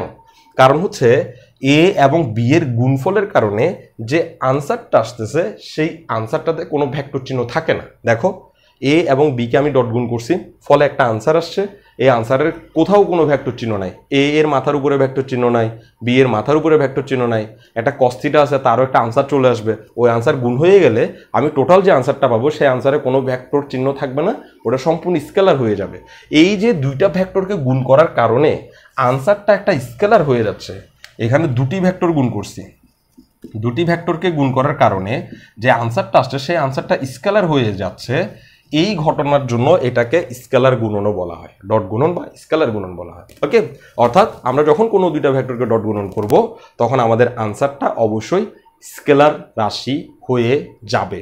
তো এই ডট গুণফলের সিস্টেমের কারণে আমরা একটা স্কেলার প্রোডাক্ট পাবো বলে আমরা একে স্কেলার গুণনও বলি। তাহলে এখান থেকে আমরা যে জিনিসটা বুঝলাম যে এ কে বি দ্বারা গুণ করা বা বি কে এ দ্বারা গুণ করা, যেভাবেই গুণ করি না কেন আলটিমেটলি আনসার একই আসতে বাধ্য। যে কারণে আমরা খেয়াল করো, ধরো আমি এ এর মান পাইলাম 2 আর বি এর মান পাইলাম 3, ওকে, আর কস্তিটায় থাক। এ এর মান যদি 2 পাই, বি এর মান যদি 3 পাই, তাহলে ওদেরকে যদি আমি গুণ করি তাহলে 3 দুগুণে কত হবে? 6। তো আমি যদি ওকে ঘুরিয়ে লিখি বি এ কস্তিটা, এভাবে যদি লিখি তাহলেও আমরা যদি একই মান নিই তাহলে বি এর মান 3 যাকে আমি সামনে লিখছি, এ এর মান 2 যাকে আমি পিছনে লিখছি, গুণ করলে কিন্তু আবার 6 কস্তিটায় আসবে। অর্থাৎ এ বি কস্তিটাকে যদি আমি এ ডট বি বলতে পারি, বি এ কস্তিটাকে আমি বলতে পারবো b vector dot a vector. তো একই আনসারই দিবে। কেন? কারণ হচ্ছে ডট গুণনের ফলে যেহেতু স্কেলার রাশি আসতেছে, কোনো ভেক্টর আসতেছে না, সুতরাং তার মান চেঞ্জ করার মতো কোনো সুযোগও আর আমাদের হাতে থাকবে না। কারণ তুমি দুইটা সংখ্যাকে যখন তুমি গুণ করবা, সামনে রেখে গুণ করো পিছনে রেখে গুণ করো, আনসার একই আসবে। ধরো 4-এর সাথে তুমি 2 গুণ করতেছো তাহলেও 8 আসবে, 2-এর সাথে 4 গুণ করো তাহলেও 8 আসবে। অর্থাৎ স্কেলার রাশিদেরকে যখন আমরা গুণ করি তখন ওদেরকে কাকে সামনে রাখছি কাকে পিছনে রাখছি এটার কারণে কখনো আনসারের পরিবর্তন হয় না। যে কারণে আমরা এ এবং বি এর ডট গুণফলকে বি ডট এও বলতে পারি। ওকে, যাক, এবার গেল ডট গুণনের কাহিনী গেল, আমরা ডট গুণন সম্পর্কে বোঝার চেষ্টা করলাম। এবার আসি ক্রস গুণন। ক্রস গুণন কিন্তু একটু কঠিন আছে। ওকে, তো ক্রস গুণনের দিকে একটু তাকাইতে হবে। ধরো এটা হচ্ছে একটা এ ভেক্টর আর এটা হচ্ছে একটা বি ভেক্টর। ক্রস গুণন আসলে ফিজিক্যাল মিন করে, খুব বেশি ফিজিক্যালি আমাকে চিন্তা করতে হবে ক্রস গুণন জিনিসটা আসলে কি। ডট গুণন দিয়ে আমরা আসলে ক্ষেত্রফল নির্ণয় করার চেষ্টা করি, যে কারণে ক্ষেত্রফল তোমরা জানো যে একটা স্কেলার রাশি হয়, যে কারণে আমরা একটা স্কেলার রাশি পাই। ডট গুণনের সাহায্যে ক্ষেত্রফল নির্ণয় করা হয় কোনো একটা এরিয়ার, আর ক্ষেত্রফল নির্ণয় একটা স্কেলার রাশি, যে কারণে আমরা ডট গুণফল ব্যবহার করি শুধু ক্ষেত্রফল নির্ণয়ের সময়। ওকে, আর ক্রস গুণফল ব্যবহার করি একটা দিক নির্ণয়ের জন্য। খুব ভালো করে খেয়াল করুন, আমি এই এ ভেক্টর এবং বি ভেক্টর দুইটাকে আমি বোর্ডে আঁকলাম, দুজন একই বিন্দুতে কাজ করতেছে। এখন তুমি একটা কাজ করো, একটা স্ক্রু নাও, স্ক্রু ধরো আমি এত বড় একটা স্ক্রু নিছি, মোচড়াবো বা উল্টা মোচড়াবো ঘুরাবো। ওকে, আমি একটা কাজ করব, আমি এটাকে এ না দিয়ে এটাকে এ দিব, তাহলে আমার একটু বুঝাইতে সুবিধা হবে। এটাকে বি দিব আর আমি তীর চিহ্নটাকে এদিক দিয়ে দিব। ওকে, এবার দেখো আমার হাতে একটা বড় স্ক্রু আছে। তোমরা নিশ্চয়ই জানো যে স্ক্রু যদি আমি যদি স্ক্রুকে ডান পাশ দিয়ে ঘুরাই তাহলে স্ক্রুটা আস্তে আস্তে বোর্ডের ভিতর ঢুকে যাবে, আর যদি বাম পাশে ঘুরাই তাহলে স্ক্রুটা বোর্ড থেকে আস্তে আস্তে বেরোবে। যদি তুমি কখনো স্ক্রু নিয়ে কাজ করে না থাকো তাহলে তুমি স্ক্রু দিয়ে একটা টেস্টার দিয়ে কোনো একটা জায়গায় আটকানোর চেষ্টা করো, দেখবা যে তুমি যদি ডান হাত দিয়ে এভাবে স্ক্রুকে ঘুরাও তাহলে স্ক্রুটা কোথায় যাবে? ভিতর দিকে চলে, বোর্ডের ভিতর দিকে চলে যাবে। আর যদি উল্টা দিকে ঘুরাও তাহলে স্ক্রুটা কোন দিকে চলে আসবে? বোর্ডের বাইরের দিকে চলে আসবে। তাহলে এবার খেয়াল করো, আমি এই বি ভেক্টরের দিকে একটা আঙুল টানলাম, এ ভেক্টরের দিকে একটা আঙুল টানলাম এবং একটি স্ক্রু বসালাম। বি ভেক্টরের দিকে আঙুল টানলাম, এ ভেক্টরের দিকে আঙুল টানলাম এবং একটি স্ক্রু বসালাম। ঠিক আছে, বসানোর পর স্ক্রুটাকে আমি ধরলাম, ধরার পরে এই হচ্ছে এ ভেক্টর, এই হচ্ছে বি ভেক্টর। এখন দেখো আমি স্ক্রুটাকে এভাবে ঘুরাচ্ছি, ডান পাশে ঘুরাচ্ছি, তাহলে কোন দিক থেকে কোন দিকে ঘুরাচ্ছি? এ থেকে বি এর দিকে ঘুরাচ্ছি, এ থেকে বি এর দিকে, এ থেকে বি এর দিকে ঘুরাচ্ছি, এ থেকে বি এর দিকে ঘুরাচ্ছি। তাহলে দেখো এ থেকে বি এর দিকে যখন আমি ঘুরাবো তখন স্ক্রুটা এর দিকেও যাবে না, বির দিকেও যাবে না।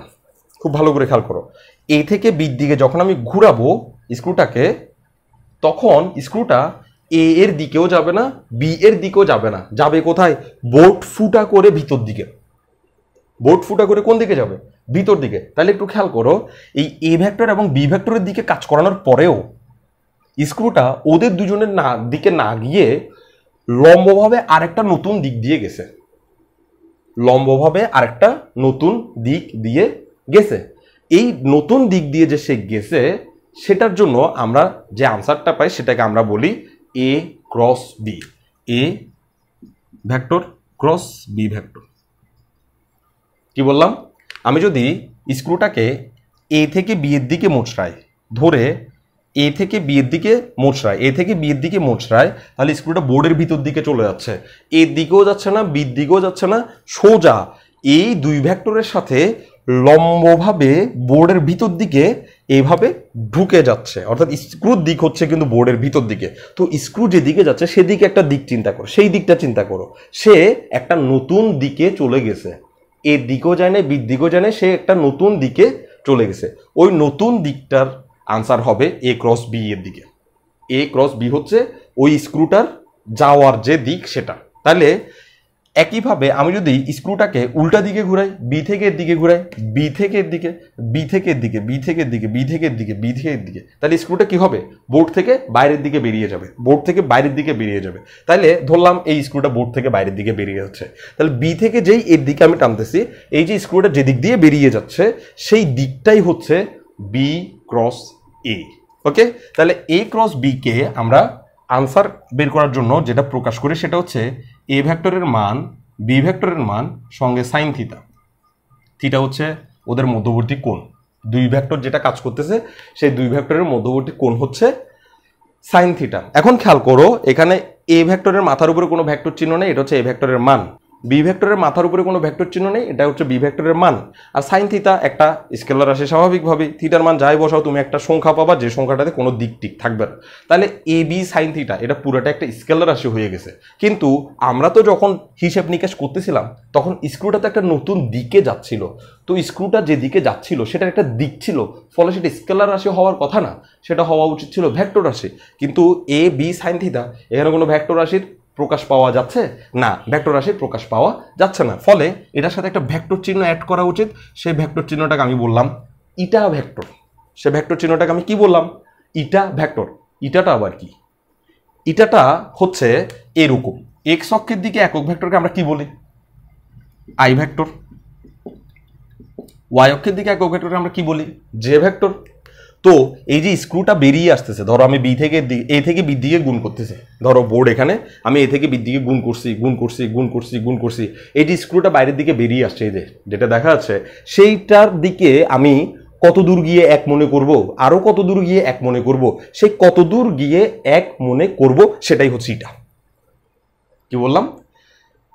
এ এবং বি কে গুণ করার ফলে স্ক্রুটা যে দিক দিয়ে গেছে, স্ক্রুটা যে দিক দিয়ে গেছে সেই দিকে একক ভেক্টর হিসাব করাকে আমরা ইটা বলে দাবি করি। তাহলে এক্স অক্ষের দিকে একক ভেক্টরকে যেভাবে আমি আই দ্বারা প্রকাশ করছি, ওয়াই অক্ষের দিকে একক ভেক্টর যেভাবে আমি জে দ্বারা প্রকাশ করছি, একইভাবে আমি যে এ এবং বি কে গুণ করার কারণে নতুন একটা ভেক্টর আসছে, নতুন একটা দিক আসছে, সেই দিক দিয়েও তো আমি এক এক করে হিসাব করতে পারবো। একটুক হচ্ছে 1 একক, একটুক হচ্ছে 2 একক, একটুক হচ্ছে আরো 1 একক, 3 একক, 4 একক, এভাবে তো একক হিসাব করতে পারবো।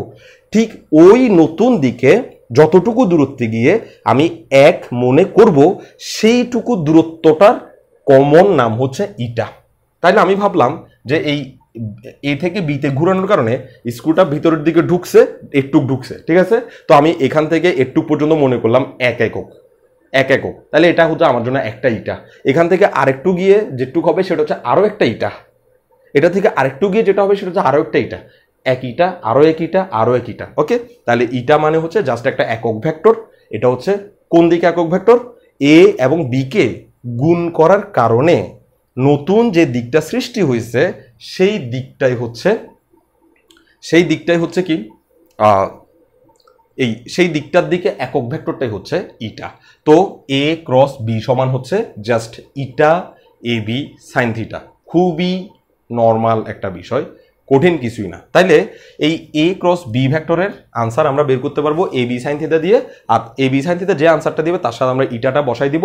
ইটাটা বুঝাবে যে সে একক ভেক্টর। ওকে, আমি একটা নর্মাল সিম্পল একটা উদাহরণ দিয়ে বুঝাই।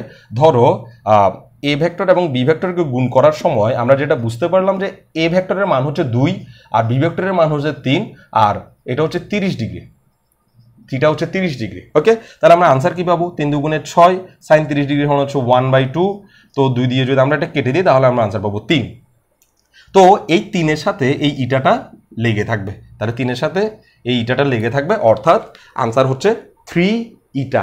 অর্থাৎ এ এবং বি কে গুণ করার কারণে নতুন যে ভেক্টর আসছে সে ওই দিকে 3 একক ঢুকছে, 3 ইটা পরিমাণ ঢুকছে। ওকে, 4 ইটা হলে আর একটু বেশি ঢুকতো, 5 ইটা হলে আর একটু বেশি ঢুকতো।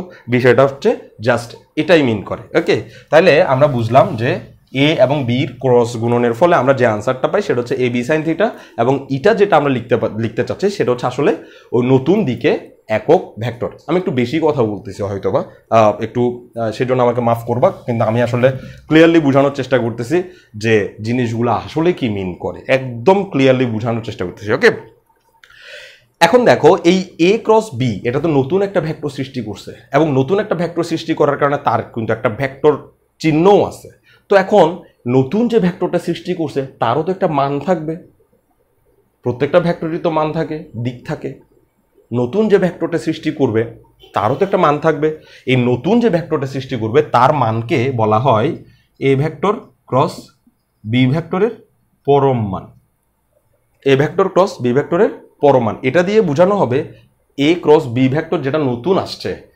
এ ক্রস বি ভেক্টর হচ্ছে এটা, ওই বোর্ডের ভিতরে যেটা ঢুকেছে, এটা হচ্ছে আমার আঙুলগুলোর দিকে তাকাও, এটা হচ্ছে এ, এটা হচ্ছে বি, আর এই যেটা ঢুকে গেছে সেটা হচ্ছে এ ক্রস বি। ওই এ ক্রস বি এর একটা মান থাকবে, ওই এ ক্রস বি এর মানকে এ ক্রস বি ভেক্টরের পরমান দিয়ে প্রকাশ করা হয়, এবং ওর আনসারটা হবে just a B sine theta. অর্থাৎ এই ইটা চিহ্নটা থাকবে না, শুধুমাত্র বাকি যা আছে তাই হবে ওর মান। তো এটা তো একক ভেক্টর, আমি একটু খেয়াল করে তোমাদেরকে, ধরো আমার জন্য লেখা আছে 2i। তো তোমাকে যদি বলা হয় 2i এই ভেক্টরের মান কত, তো 2i ভেক্টরের মান 2 হবে। আই দিয়ে দিক বুঝাচ্ছে, একক ভেক্টর দিয়ে দিক বুঝাচ্ছে, আই দিয়ে এক্স অক্ষের দিক বুঝাচ্ছে, আর 2 দিয়ে কি বুঝাচ্ছে? মান বুঝাচ্ছে। একইভাবে কোন একটা ভেক্টর যে 5j হয়, 5j এর মানে হচ্ছে ওর মান হচ্ছে 5 আর ওর দিক হচ্ছে ওয়াই অক্ষের দিকে। যখন দুইজন করেসপন্ডিং হয় 2i + 5j, যখন দুইজন একসাথে হয়ে যায় তখন তাদের মান রেডি করতে হবে এভাবে 2² + 5², এভাবে করে মান রেডি করতে হবে। কিন্তু যখন ওরা সিঙ্গেল থাকবে, সিঙ্গেল থাকলে তখন তাদের মান রেডি করতে হবে শুধু ওর সাথে যেটা লেগে আছে সেটাই। ওকে, একইভাবে এটাও তো একটা একক ভেক্টর, যেহেতু এটা একটা মাত্র একক ভেক্টর, এটার সাথে কোনো প্লাস চিহ্ন দিয়ে আর কেউ সংযুক্ত নাই, সেহেতু এটা এর একক ভেক্টর, এর সাথে যে জিনিসটা লেগে থাকবে সেটাই হবে মান। তাহলে এ ক্রস বি ভেক্টরের পরম মান, মানে এ ক্রস বি ভেক্টর যেটা আসছে তার মান যদি আমি খুঁজে বের করতে চাই, জাস্ট এখান থেকে ইটাটা মুছে দিলেই হবে, তার মান পেয়ে যাওয়া যাবে। ওকে, আর আরেকটা বিষয়, এ ভেক্টর ধরো এটা, এ ভেক্টরের মানকে আমরা কিভাবে প্রকাশ করতে পারি? এ ভেক্টরের পরম মান দিয়ে প্রকাশ করতে পারি, আবার এভাবেও প্রকাশ করতে পারি শুধু এ দিয়ে। বি ভেক্টরের মানকে আমরা কিভাবে প্রকাশ করতে পারি? বি ভেক্টরের পরমান দিয়ে প্রকাশ করতে পারি, আবার তাকে শুধুমাত্র বি দিয়েও প্রকাশ করতে পারি। কিন্তু এ ক্রস বি ভেক্টরের মানকে a vector cross B vector এর পরমান দিয়ে প্রকাশ করতে পারি, বা অন্য কোনোভাবে প্রকাশ করতে পারি না। শুধু এ ভেক্টরের মানকে শুধু এ দিয়ে প্রকাশ করতে পারি, শুধু বি ভেক্টরের মানকে শুধু বি দিয়ে প্রকাশ করতে পারি, কিন্তু যেই এ ক্রস বি ভেক্টর আসবে সেই এ ক্রস বি ভেক্টরকে আমি কিন্তু শুধুমাত্র এ গুণ বি দিয়ে প্রকাশ করতে পারবো না। এটাকে এই একটা জিনিস দিয়ে প্রকাশ করা যায়, অন্য কিছু দিয়ে এটাকে প্রকাশ করা সম্ভব নয়। ওকে, তো আমরা বুঝলাম যে একটা ভেক্টরের ক্রস গুণন এবং ডট গুণন সম্পর্কে বোঝার চেষ্টা করছি। আমি বললাম যে আমরা সাধারণত ডট গুণনগুলো ক্ষেত্রফল বের করার কাজে লাগাই, এই জন্য ডট গুণন স্কেলার হয়। আর ক্রস গুণন ক্ষেত্রফল বের করার কাজে লাগে না, ক্রস গুণন হচ্ছে ঘূর্ণনের ক্ষেত্রে কাজে লাগায়। ক্রস গুণন মানে হচ্ছে দুইটা ভেক্টরের দিকে ঘুরানো, একটা নির্দিষ্ট দিক থেকে আর একটা নির্দিষ্ট এরিয়ার দিকে ঘুরানোকেই ক্রস গুণন বলা হয়। আর যে কোনো বস্তুকে তুমি যখন স্পিন করাবা, ঘুরাবা, সে নতুন একটা দিকে যাওয়ার চেষ্টা করবে, আর সেই নতুন যে দিকটাতে সে যাওয়ার চেষ্টা করবে সেই নতুন দিকটাই হচ্ছে তার ক্রস গুণনের আনসার অথবা ক্রস গুণন ভেক্টর। ওকে, তো আমরা বুঝলাম ডট গুণন ভেক্টর কি, ক্রস গুণন ভেক্টর কি। ওকে, এবার একক ভেক্টরের ডট ও ক্রস গুণন সম্পর্কে আমরা একটু বোঝার চেষ্টা করব। আসলে একক ভেক্টরের ডট গুণন আর ক্রস গুণন এগুলা হচ্ছে মূলত কিছু মানে লজিক্যাল সূত্র, আমরা জাস্ট সেগুলো মনে রাখার চেষ্টা করলেই চলবে। এগুলোর এত বেসিকে ঢোকার কোনো দরকার নাই, সময় নষ্ট করার কোনো দরকার নাই, আমরা চেষ্টা করবো যে সহজে মনে রাখার। ওকে, তাহলে খেয়াল করো একক ভেক্টরের ডট ও ক্রস গুণন। প্রথমে আমরা একক ভেক্টরের ডট গুণন নিয়ে আলোচনা করি। ডট গুণন, খেয়াল করো একক ভেক্টরের ডট গুণন ক্রস গুণন মানে হচ্ছে, ধরো এই I vector, J vector, K vector, এই তিনজন হচ্ছে একক ভেক্টর। আই হচ্ছে এক্স অক্ষের দিকে একক ভেক্টর, জে হচ্ছে ওয়াই অক্ষের দিকে একক ভেক্টর, কে হচ্ছে জেড অক্ষের দিকে একক ভেক্টর। এই একক ভেক্টরগুলার ডট গুণনের ফলাফল কি হতে পারে, ক্রস গুণনের ফলাফল কি হতে পারে, সেটার আনসারে আমরা কেবলমাত্র বের করার চেষ্টা করব। ওকে, আর এই জিনিসটাকে আমরা বলতেছি একক ভেক্টরের ডট গুণন ক্রস গুণন। ওকে, তো রুলসটা হচ্ছে কি, আই ভেক্টর যদি আই ভেক্টরের সাথে ডট গুণনে অংশগ্রহণ করে, আই ভেক্টর যদি আই ভেক্টরের সাথে ডট গুণনে অংশগ্রহণ করে, জে ভেক্টর যদি জে ভেক্টরের সাথে ডট গুণনে অংশগ্রহণ করে, আর কে ভেক্টর যদি কে ভেক্টরের সাথে ডট গুণনে অংশগ্রহণ করে, তাহলে তিনজনের মানই একই হবে এবং তার আনসার পাওয়া যাবে 1। কি বলছি, একই রকম ভেক্টর যদি একই রকম একক ভেক্টর যদি নিজেদের মধ্যে ডট গুণন হয়, তাহলে তাদের আনসার পাওয়া যাবে 1। খুবই সিম্পল ব্যাপার। আর যদি আমরা এটা চাইলে একটু জ্যামিতিক ব্যাখ্যা দিতে পারি, খুব বেশি সময় লাগবে না জ্যামিতিক ব্যাখ্যা দিতে, তবে আমি পরে দিব। ওকে, আর যদি আই ভেক্টর যদি কোনো একটা ভেক্টরের সাথে অন্য কোনো ভেক্টরের সাথে, ধরো আই ভেক্টর জে ভেক্টরের সাথে ডট গুণন হইলো, অথবা জে ভেক্টর ধরো কে ভেক্টরের সাথে ডট গুণন হইলো, অথবা কে ভেক্টর ধরো আই ভেক্টরের সাথে ডট গুণন হইলো, তাহলে যে আনসারটা পাওয়া যাবে সেটাও আনসার একই হবে এবং সেই আনসারটা পাওয়া যাবে 0। অর্থাৎ একই রকম ভেক্টর, একই রকম একক ভেক্টর যদি ডট গুণন হয় তাহলে আনসার পাওয়া যাবে 1, আর ভিন্ন রকম ভেক্টর যদি ডট গুণন হয় তাহলে আনসার পাওয়া যাবে 0, একদম কমপ্লিটলি 0 পাওয়া যাবে। এটার একটা সুন্দর কারণ আছে, আমি একটু আই ভেক্টরের বিষয় একটু তোমাদেরকে বুঝাই দেওয়ার চেষ্টা করি। তোমরা নিশ্চয়ই জানো যে এ ভেক্টরের সাথে যদি বি ভেক্টরের ডট গুণন হয় তাহলে আমরা যে আনসারটা পাই সেটা হচ্ছে এ বি কস থিটা। এ ভেক্টরের সাথে যদি বি ভেক্টরের ডট গুণন হয় তাহলে আমরা পাবো এ বি কস থিটা। তাহলে ঠিক একইভাবে আই ভেক্টরের সাথে যদি আমি আই ভেক্টরের ডট গুণন করি তাহলে আনসারটা পাবো আই ভেক্টরের মান, আমি আই ভেক্টরের মানকে এভাবে প্রকাশ করি, আই ভেক্টরের মান ইন্টু আই ভেক্টরের মান কস থিটা। কস থিটা, থিটার মানে এখানে 0 ডিগ্রি হবে। কেন 0 ডিগ্রি হবে? কারণ এই প্রথম আই যেটা সেটাও এক্স অক্ষের দিকে, দ্বিতীয় আই যেটা দেখতে পাচ্ছ সেটাও এক্স অক্ষের দিকে, তো দোনোজনের গায়ের উপর শুয়ে থাকবে, ফলে ওদের দুজনের মধ্যবর্তী কোণ হবে 0। খেয়াল করো, এটা ধরো এক্স অক্ষ। ওকে, তাহলে আই ভেক্টর যেটা প্রথম যে আই ভেক্টরটা সেটাও এক্স অক্ষের দিকেই থাকবে, দ্বিতীয় যে আই ভেক্টরটা সেটাকে তো আমি আর ওয়াই অক্ষের দিকে আঁকতে পারি না, আই মানেই তো এক্স অক্ষের দিকেই থাকবে, তো দ্বিতীয় আই ভেক্টরটাও এক্স অক্ষের দিকেই থাকবে, ফলে তাদের মধ্যবর্তী কোণের আনসার হবে 0 ডিগ্রি, যে কারণে আমি এখানে cos 0 ডিগ্রি লিখছি। ওকে, তাহলে দেখো আই ভেক্টরের মান এখানে এ বি যেটা সেটাকে আমি চাইলে এইভাবে লিখতে পারতাম, এ ভেক্টরের মান বি ভেক্টরের মান। ওকে, এভাবে লিখতে পারতাম, না লিখলেও চলে। তাহলে আই ডট আই সমান হচ্ছে আই ভেক্টরের মান cos 0 ডিগ্রি। ওকে, তো আই ভেক্টরকে তো আমরা একক ভেক্টর বলি। কি রে ভাই, একক ভেক্টর কেন বলি? একক ভেক্টর তো এই জন্যই বলি ওর মান এক হবে।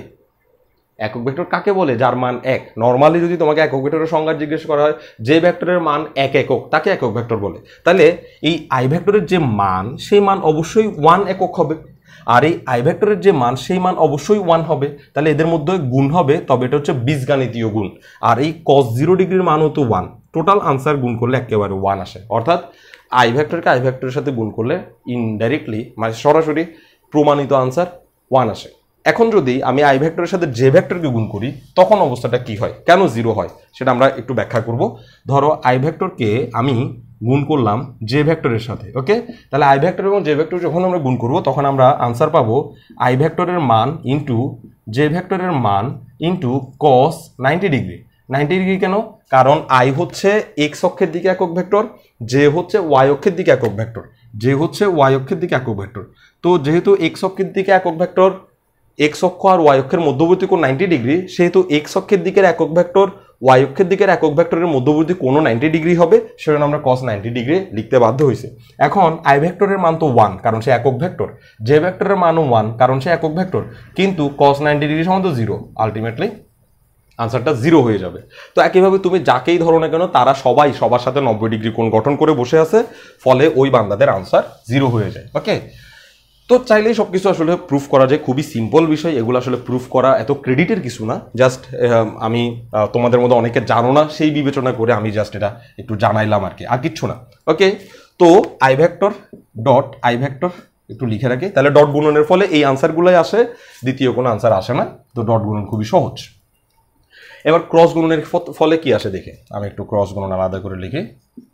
ক্রস গুণন, ক্রস গুণনের ক্ষেত্রে ঘটে কি, যদি তুমি একই রকম একক ভেক্টরকে ক্রস গুণন করো তাহলে আনসার 0 হবে। অর্থাৎ তুমি যদি আই ভেক্টরের সাথে আই ভেক্টরের ক্রস গুণন করো, অথবা জে ভেক্টরের সাথে জে ভেক্টরের ক্রস গুণন করো, অথবা কে ভেক্টরের সাথে কে ভেক্টরের ক্রস গুণন করো, তাহলে আনসারটা আসবে শুধুমাত্র 0। আমি বুঝিয়ে দিব কেন 0 আসে, প্রুফও করব, বুঝিয়ে দিব, ওকে। তার মানে একই রকম একক ভেক্টরকে যদি একই রকম একক ভেক্টরকে না, শুধু তুমি যদি একই রকম ভেক্টরকে কখনো ক্রস গুণন করো আলটিমেটলি 0 পাবো। ধরো তুমি এ ভেক্টরকে এ ভেক্টরের সাথেই ক্রস গুণনে অংশগ্রহণ করাইছো, তাহলে সেটার আলটিমেটলি আনসার হবে 0, ওকে। কেন 0 হবে সেটা আমি বুঝাই দিব, আগে আমরা আমাদের লজিক শেষ করি। তাহলে আই ভেক্টরকে আই ভেক্টরের সাথে গুণ করলে, জে ভেক্টরকে জে ভেক্টরের সাথে গুণ করলে, কে ভেক্টরকে কে ভেক্টরের সাথে গুণ করলে আনসার আসবে 0। যদি আমি এভাবে করি যে আই ভেক্টরকে যদি আমি জে ভেক্টরের সাথে গুণ করি, ক্রস গুণন করি, যদি জে ভেক্টরকে আমি আই ভেক্টরের সাথে ক্রস গুণন করি, আর যদি জে ভেক্টরকে কে ভেক্টরের সাথে ক্রস গুণন করি, আর যদি কে ভেক্টরকে আমি আই ভেক্টরের সাথে ক্রস গুণন করি, তাহলে আনসার 3 জনের 3 রকম আসবে। আনসার 3 জনের 3 রকম আসবে। আই ভেক্টরকে যদি জে ভেক্টরের সাথে ক্রস গুণন করো তাহলে আনসার আসবে কে ভেক্টর, আর জে ভেক্টর যদি কে ভেক্টরের সাথে ক্রস গুণন করো তাহলে আনসার আসবে আই ভেক্টর। অর্থাৎ যে ভেক্টরটা এখানে নাই সেটা আসবে না। আই ভেক্টরকে যদি তুমি জে ভেক্টরের সাথে ক্রস গুণন করো তাহলে আনসার আসবে কে ভেক্টর। জে ভেক্টরকে যদি কে ভেক্টরের সাথে ক্রস গুণন করো তাহলে আনসার আসবে আই ভেক্টর। আর কে ভেক্টরকে যদি তুমি আই ভেক্টরের সাথে ক্রস গুণন করো তাহলে আনসার আসবে জে ভেক্টর। অর্থাৎ যে দুইটাকে গুণ করবা তার অপোজিট আনসারটা আসবে, ওকে। এখন আমি চাচ্ছি কি উল্টা গুণ করতে, কারণ ক্রস গুণন দুই দিকে দুই রকম আনসার দেয়। যেমন ধরো আমি তোমাকে বলছিলাম এটা ধরো এ আর এটা ধরো বি এবং এদেরকে ক্রস গুণন করতেছে, তাহলে আমি যদি ক্রস গুণন এ থেকে বির দিকে করি, এ থেকে বির দিকে, অর্থাৎ এ থেকে বির দিকে মানে হচ্ছে স্ক্রুটাকে ঘুরাবো এ থেকে বির দিকে, তাহলে আমি যদি এ থেকে বির দিকে ঘুরাই, এ থেকে বির দিকে ঘুরাই, স্ক্রুটা বোর্ড থেকে বাইরের দিকে বেরিয়ে যাবে, ওকে।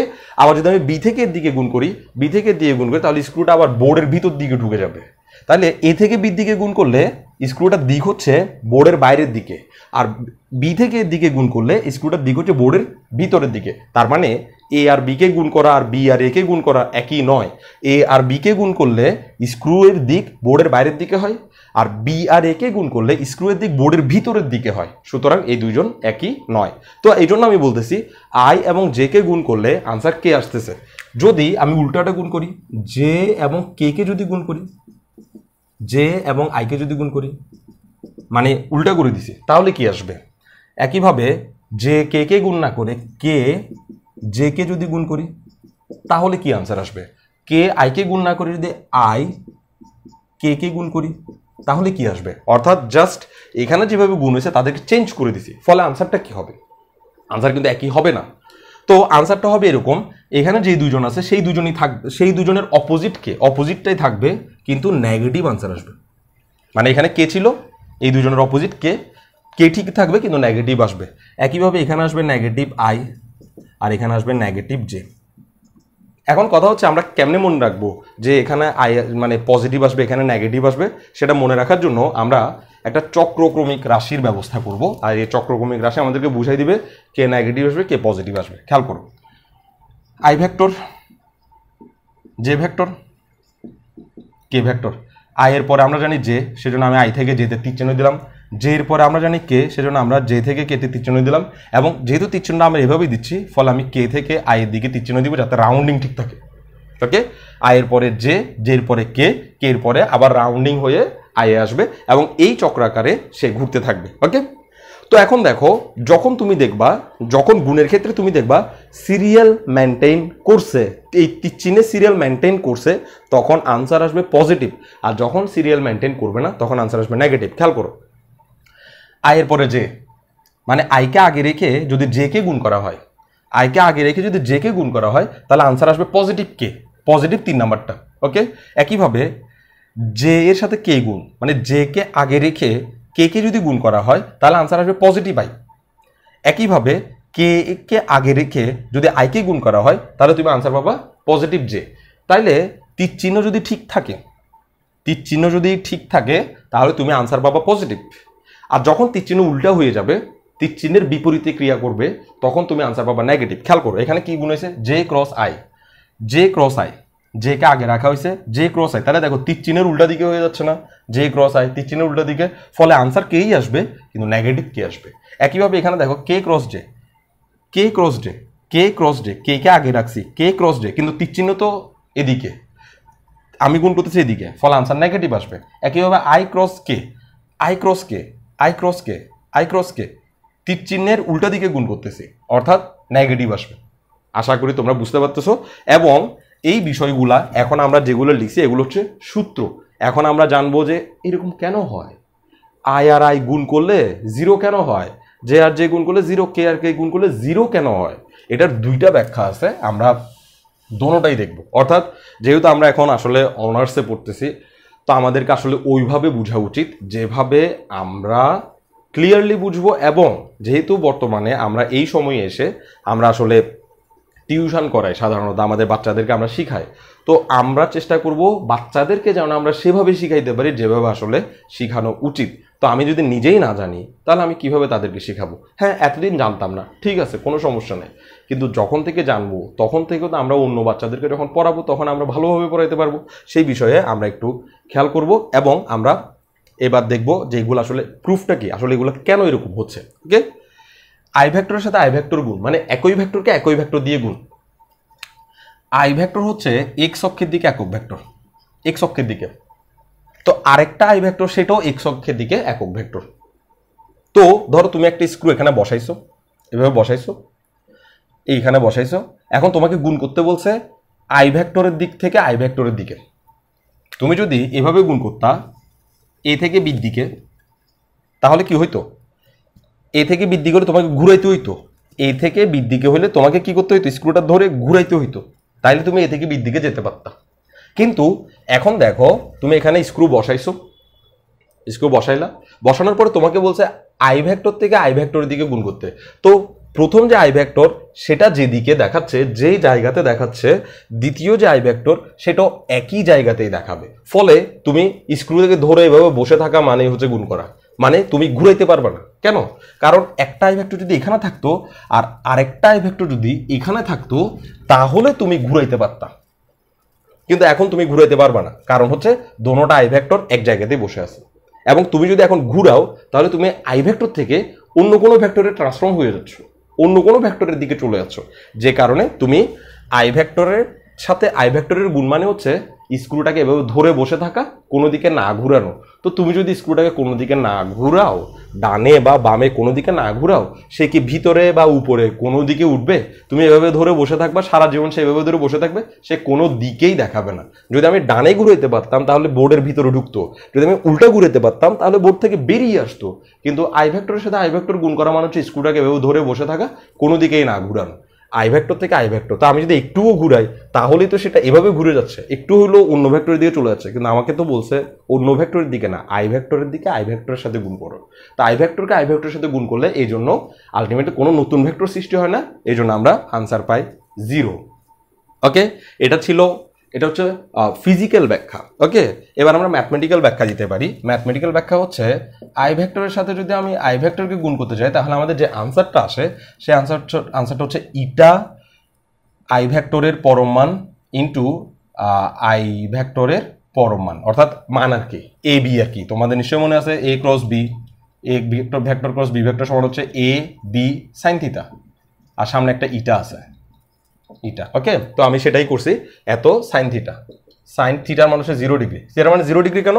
কারণ প্রথম আই ভেক্টর যে জায়গায় আছে, দ্বিতীয় আই ভেক্টর তার গায়ের উপরেই আছে, ওদের মধ্যবর্তী কোণ সৃষ্টি হয় নাই, ওদের মধ্যবর্তী কোণ হচ্ছে 0। এটা যদি আই ভেক্টর হয়, দ্বিতীয়টাও এটাই আই ভেক্টর, ফলে আই আই এক জায়গাতে আছে, অন্য কেউ আই আই আই হয় নাই, ফলে আমরা ওদের মধ্যবর্তী কোণ 0 পাচ্ছি।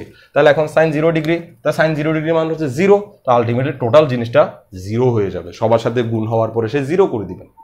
ওকে, তাহলে একই ভেক্টরকে যদি একই ভেক্টরের সাথে ক্রস গুণন করানো হয় তাহলে আমরা যে আনসারটা পাই সেই আনসারটা হচ্ছে আসলে 0। এবার আমরা দেখার চেষ্টা করব যে আই ভেক্টরকে যদি আমি জে ভেক্টরের সাথে ক্রস গুণন করি তাহলে কে ভেক্টর কিভাবে আসে। আই ভেক্টরকে যদি আমি জে ভেক্টরের সাথে ক্রস গুণন করি তাহলে কে ভেক্টর কিভাবে আসে। তাহলে খেয়াল করো, আই ভেক্টর হচ্ছে এক্স অক্ষের দিকে একক ভেক্টর, আমি আঁকলাম এক্স অক্ষের দিকে একক ভেক্টর, আর জে ভেক্টর হচ্ছে ওয়াই অক্ষের দিকে একক ভেক্টর, ওয়াই অক্ষের দিকে একক ভেক্টর, আমি আঁকলাম ওয়াই অক্ষের দিকে একক ভেক্টর। তো এখন আমাকে কি করতে বলছে, স্ক্রুটা এখানে বসিয়ে আই ভেক্টর থেকে জে ভেক্টরের দিকে ঘুরাইতে বলছে। খুব ভালো করে খেয়াল করবা, স্ক্রুটাকে এখানে বসিয়ে আই ভেক্টর দিকে জে ভেক্টরের দিকে ঘুরাইতে বলছে। একটা আই একটা জে, দুজন দুই দিকে আছে, যে কারণে আমি এখানে স্ক্রু বসিয়ে আই ভেক্টর থেকে জে ভেক্টরের দিকে ঘুরাবো। খুব ভালো করে খেয়াল করো, আমি যদি আই ভেক্টর থেকে জে ভেক্টরের দিকে ঘুরাই তাহলে স্ক্রুটা কোন দিক দিয়ে আসবে একটু খেয়াল করো, বোর্ড থেকে বাইরের দিকে বেরিয়ে আসবে। আই ভেক্টর থেকে একটু খেয়াল করো, I vector J vector screw ধরছি, এই আই ভেক্টর থেকে আঙুলের নড়াচড়া দেখো, এই আই ভেক্টর থেকে এই জে ভেক্টরের দিকে যদি আমি ঘুরাই তাহলে স্ক্রুটা বাইরের দিকে বেরিয়ে আসবে, অর্থাৎ জেড অক্ষের দিকে বেরিয়ে আসবে, সোজাসুজি জেড অক্ষের দিকে। তো যেহেতু আমি আই ভেক্টর হচ্ছে একক ভেক্টর, জে ভেক্টর হচ্ছে একক ভেক্টর, ফলে যে আনসারটা আসবে এই দুই ভেক্টরকে গুণ করার কারণে যে আনসারটা আসবে সেই আনসারটা জেড অক্ষের দিকে উঠে আসবে বলে আমরা বলতেছি যে এটার আনসার হবে কে ভেক্টর। যেহেতু ও একক ভেক্টর, ওর আনসারও একক হিসেবেই আসবে। অর্থাৎ এই আই ভেক্টর এবং জে ভেক্টরকে যদি আমি গুণ করি তাহলে যে আনসারটা উঠে আসবে সেই আনসারটা লজিক্যালি ঠিক জেড অক্ষ বরাবর উঠে আসবে, লম্বভাবে জেড অক্ষ বরাবর উঠে আসবে, ফলে আমরা এটার জন্য জে ভেক্টরের একক পাচ্ছি।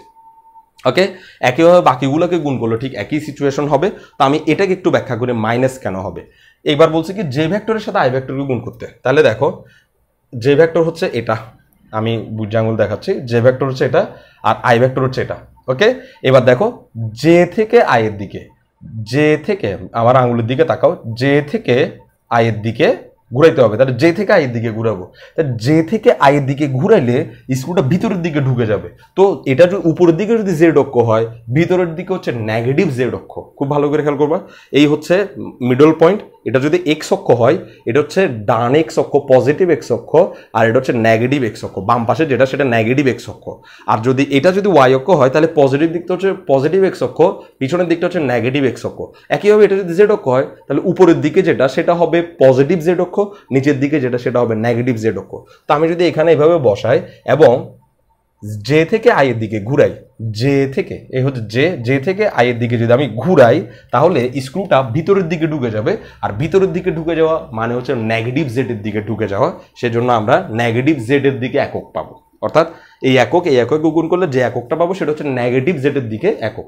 এবং আমি আলটিমেটলি বুঝাইতে পারছি আশা করি যে এদেরকে গুণ করলে কেন আমরা এভাবে আনসার পাচ্ছি এবং কেন এই সূত্রগুলো সৃষ্টি করা হয়েছে। এগুলা আন্দাজে সৃষ্টি করা হয়নি, সম্পূর্ণ লজিক্যালি সৃষ্টি করেছে, যেটা আমি তোমাদেরকে হয়তো বা বুঝাইতে পারছি। ওকে, তাইলে এই জিনিসটা আমরা পড়ে ফেলছি যে একক ভেক্টরের ডট ও ক্রস গুণন কিভাবে করতে হয় সেটাও আমরা জানলাম। তো আরও আমাদের বাকি আছে ভেক্টরের অন্তরীকরণ, গ্রেডিয়েন্ট, ডাইভারজেন্স, কার্ল। তো এগুলো আমরা আগামী ক্লাসে জানবো, কারণ আজকের লেকচার ইতিমধ্যে অনেক লম্বা হয়ে গেছে। তো আগামী ক্লাসে আমরা ভেক্টরের অন্তরীকরণ, গ্রেডিয়েন্ট, ডাইভারজেন্স, কার্ল এগুলোর সাথে সাথে আমরা আরও নতুন জিনিস পড়বো। সেগুলো হচ্ছে নিউটনের যে সূত্রগুলো আমরা ক্লাস 9-এ শিখছিলাম, ইন্টারমিডিয়েটে শিখছিলাম, নিউটনের সেই সূত্রগুলোকে আমরা ক্যালকুলাসের মাধ্যমে কিভাবে এক্সপ্রেস করতে পারি।